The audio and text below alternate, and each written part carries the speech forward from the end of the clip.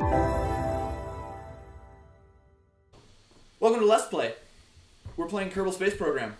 Hi, I'm Diego.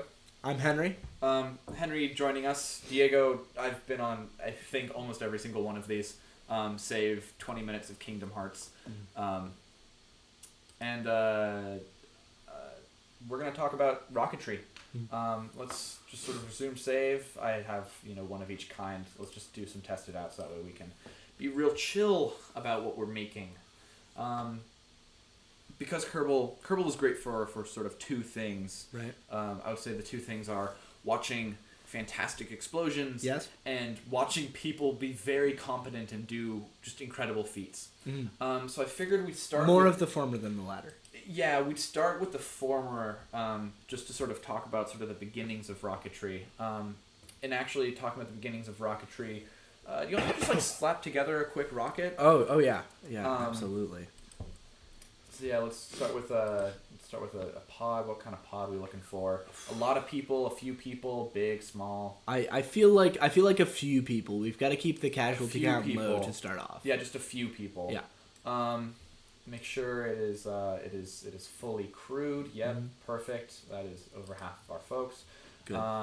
At the top here, actually, at the top there's a safety procedure that a lot of rockets use, which is this launch escape system, where, in case the rocket below it starts to go wrong, the launch escape system will shoot its own rocket, and the part here will just escape with it. So let's just have that there.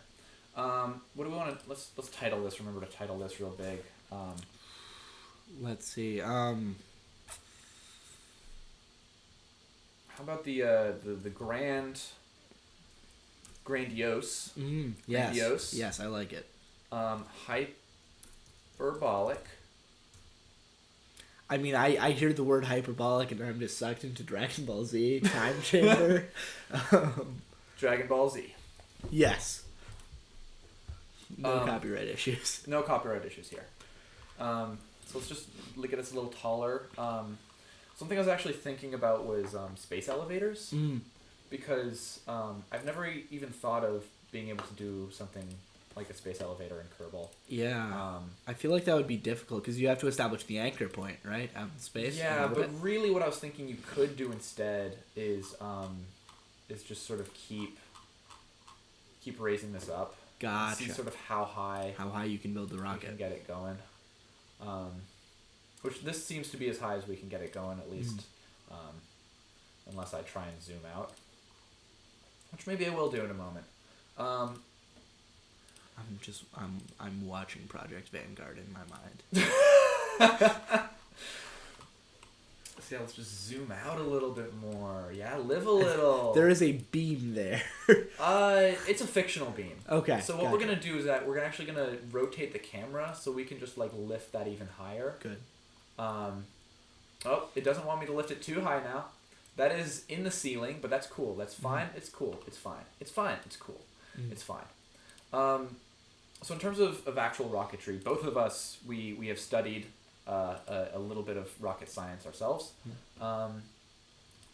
And so we know some things about rockets. This is a biggie. It's not as big as I want it to be. So I don't think I have as much room to fit all of that in. I think I'm going to have to do a slightly shorter big fuel tank here. So, actually, one thing that I want to point out, so we can start talking some actual substance, and then we can see the explosions, is we have two under our engines here. We have engines with that are just sort of the engine part to them, but we also have these things here, which look a little bit thinner, but look to have the entirety of the fuel with it. And these are our solid rocket boosters. As opposed to the rest which run on liquid fuel. The difference being one is basically gunpowder, whereas the other is all the fancy chemical things that you think of when you think of rocket fuel. Do you want to sort of start off and tell us a little bit about someone who really helped develop that? Yeah. So I mean obviously we hit solid fuel rocketry before we hit liquid. Solid fuel rocketry has been around since gunpowder was a thing, just about. But The first successful flight of a liquid fuel rocket, if I'm correct, was Robert Goddard, right? Yep. And so do I even need fins in order to make this aerodynamically stable? Because those fins aren't going to accomplish much of anything at this point. But I'm looking at the center. So one thing we're looking at here is, did I do this right? Okay, good. I think I did this right. Because I'm just looking at my delta V and it's currently nothing, and that makes me a little bit worried. That is a little strange. Wait, what is this? Wait, did I accidentally? Oh no, that's the launch. That's the launch one at the top. Gotcha. Okay, we're good. We're gonna just sort of save and launch this see. This is gonna be fun. Going. So Robert Goddard is one of the real pioneers of, I'll say, modern rocketry. Yeah. Definitely the father of American rocketry at the very least. Well, the liquid doesn't seem to play well with the engine that I put on it. Yeah. So congratulations to that's Coleman, a really Bill, Bob. Nope. Carfred. Let's go back to our vehicle assembly and see what we can do about They that. survived, though. They did. They're the lucky few. Yeah, but they're going right back into it's not going to last long. That, though, like, it definitely counts for a lot. Like, one of the things to remember when we get into, like, space flight and that kind of stuff is the supreme importance of just serendipitous luck.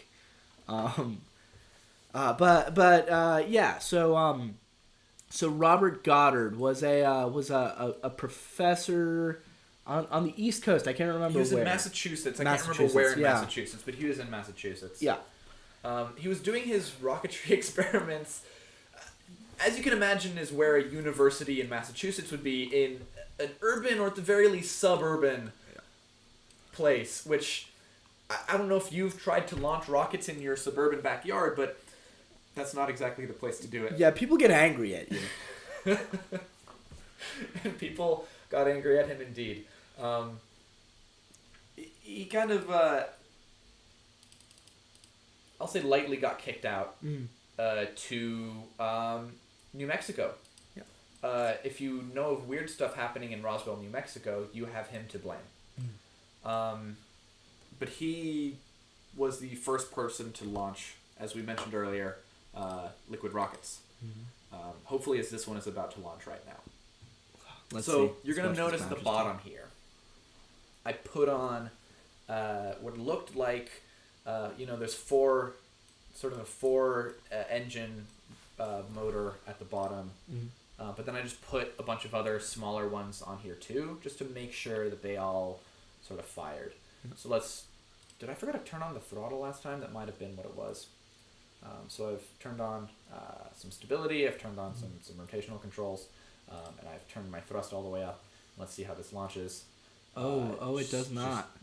It's using liquid fuel. It certainly is doing that. I do believe our specific impulse is a little too low here.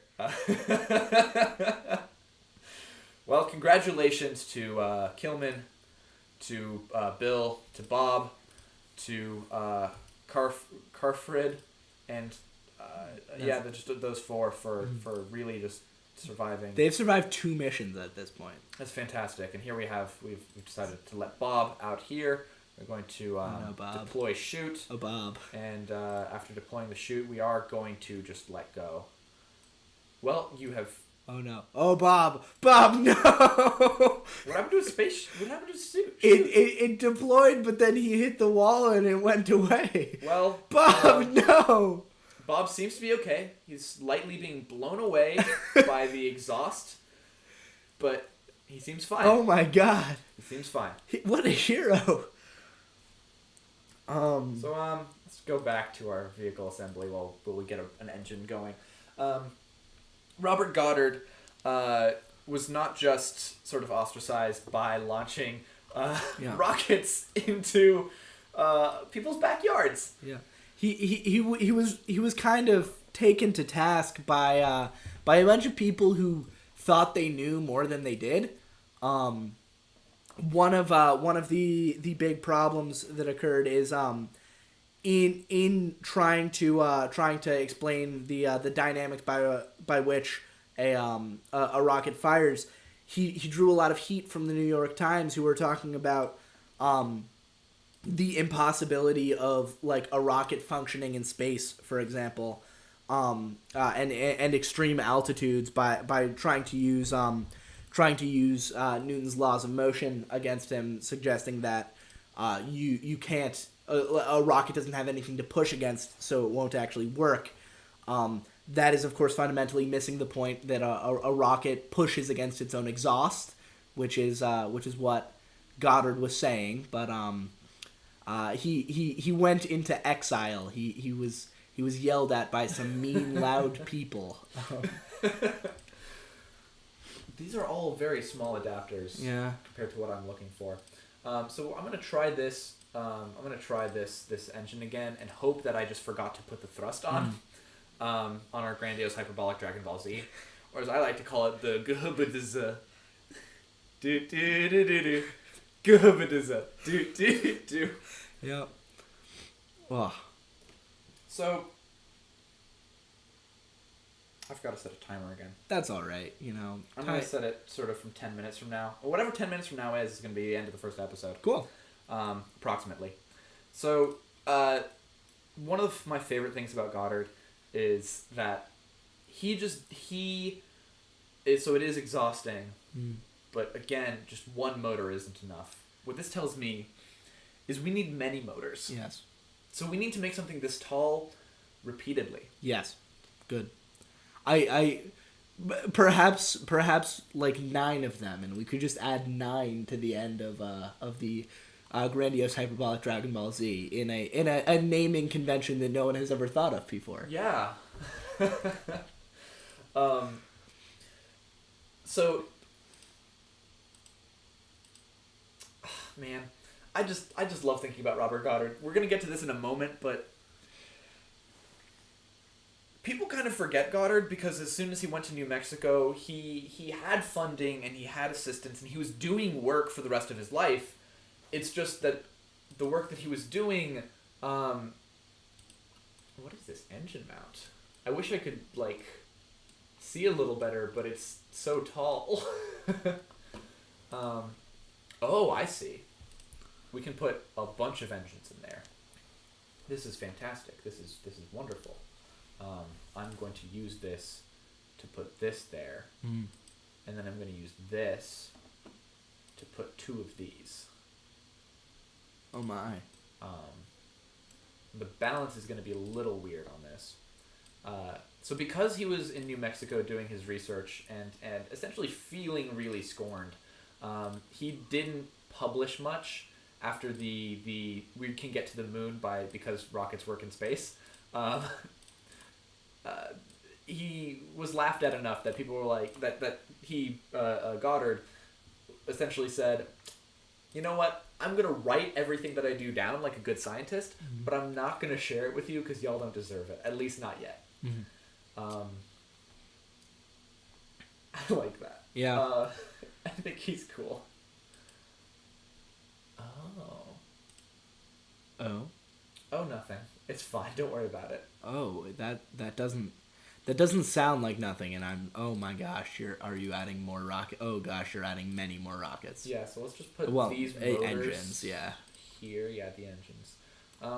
Putting things there is a bad idea because then the exhaust will just burst that. And I need to put again some little fins, just little ones. It's fine. Don't worry about it. Fins aren't that important, are they? They're incredibly important. Don't think so. So there's a couple of key points that I think were really fantastic in terms of Goddard's history, that make me just be like, oh gosh, is that just going over? It's just a little bouncing. It's just doing a little bit bounce. It is going over. Yeah, it's not. Oh, no, it's not just bouncing. We're about to lose our first Kerbal knots. It's fine. Gosh, it's fine. This is going to be catastrophic. Use the rocket escape. Get them launching. Oh no! Oh god! Oh, the humanity! Oh, the humanity! They're all having a great time, but yeah. You know, they might live. They might. Oh my gosh, they did it. This is that just balancing? That's magnificent. That's wild. Bob Kerman at this point has survived falling out of that massive rocket and having that massive rocket explode from under him. That's just balanced. I'm upset. We found this rocket has found Zen. Oh, yo, nice. Gosh. Best of all timelines. But Goddard was a real trendsetter. So the two times that I love that just make me go, yeah, Goddard, you really did it, are the day after Apollo 11 launched, where the New York Times issued a statement saying we were wrong. Turns out Newton was right, and it can launch in space. Well, and that's the thing, is the Times was always arguing from the position of Newton was right. They didn't know what Newton meant or how rockets work.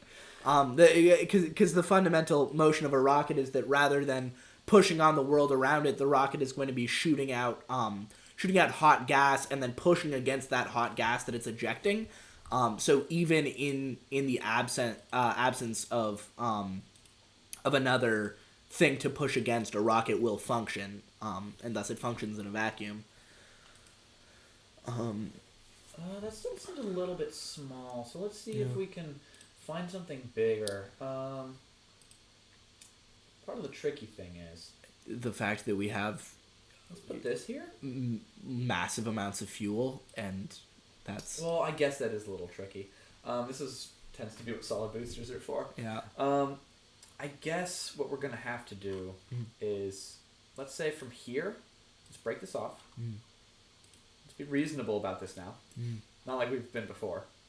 Let's go back to our fuel tanks. Now, just like, obviously this isn't the compromise that we wanted, but do you think that having lost the height from this, the Hyperbolic DragonballZ should lose the EOS and just be the Grand? So what I'm thinking is we're not going to lose the entirety of the height. So what I've done is I've Okay. made a fuel size converter, so Okay. it's a little bit Yeah, smaller. yeah. So what we can do from here is actually really interesting.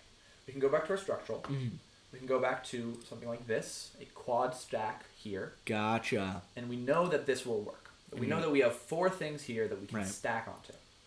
Now from here, we can...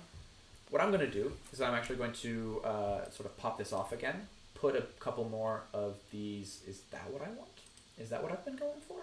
I'm going for something different, but let's stack a couple of these on here. Yo. That's a little bit close to the ground, so let's only stack one of those on here.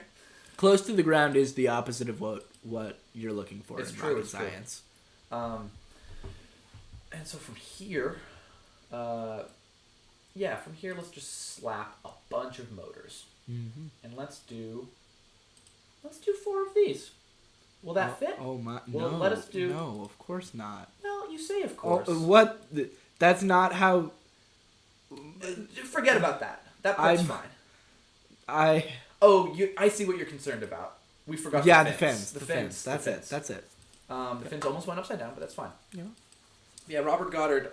The second time that always makes me go yeah is in World War II when the Germans had their own rockets and the Americans, the folks from the U.S. managed to capture one. Cool. This is going great. This is going fantastic. No, it's not. Everything is going according to plan. The plan is working. I don't agree with you. Shh, the plan's working. Oh, okay. The plan is working, everybody. Yeah, the plan's working. Good. And after capturing one, the U.S. realized, our best rocket scientist is in New Mexico. Let's bring him back up and say, hey, I know we didn't listen to you before, but you know about rockets. Here it goes again. Oh no. Oh gosh, they're not getting away this time. I don't think they've got some motion. There's some motion. There they go. Oh, they're still alive. They're alive. They're living. They haven't found the same equilibrium as last time. No, they're not as balanced. But the launch system seems to have saved them. Yeah. Rock on. Rock it on. Yeah, And let's talk about these German rockets, Mhm. and we'll get back to Goddard Mhm. next time on Let's Play.